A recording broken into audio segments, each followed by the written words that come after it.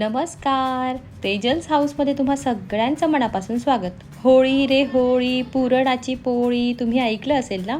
तुम्हाला माहिती आहे का होळी का साजरी करतात? पूर्वी एक हिरण्यकश्यपू राक्षसांचा राजा होता आणि त्याला देवांचा नेहमीच विरोध असायचा. कोणी देवाचं नावही काढलं तरी त्याला प्रचंड राग यायचा. काही काळानंतर या हिरण्यकश्यपू राजाला मुलगा झाला. त्याचे नाव होते प्रल्हाद. तो विष्णू भगवानांचा खूप मोठा भक्त होता. तो दिवस रात्र विष्णू भगवानांचं नामस्मरण करत असे.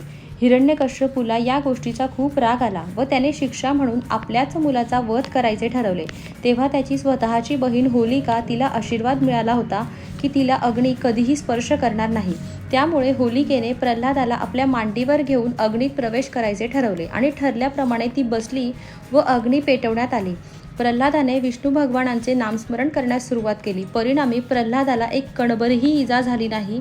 या उलट होलिकाच या अग्नीत पेटली. म्हणून आजच्या दिवशी होळी जाळली जाते. म्हणजेच होलिकेचे वाईट शक्तीचे या होळीत दहन केले जाते. आणि होळीत नारळ का टाकतात? नारळाला असलेले डोळे हे त्रिगुणाचं प्रतीक मानलं जातं. त्यामुळे पूजेमध्ये नारळाला विशेष महत्त्व आहे. होलिका दहनाच्या दिवशी आगीत नारळ अर्पण केल्यास घराची आर्थिक स्थिती सुधारण्यास मदत होते. तुम्हा सगळ्यांना होळीच्या खूप शुभेच्छा. बाय.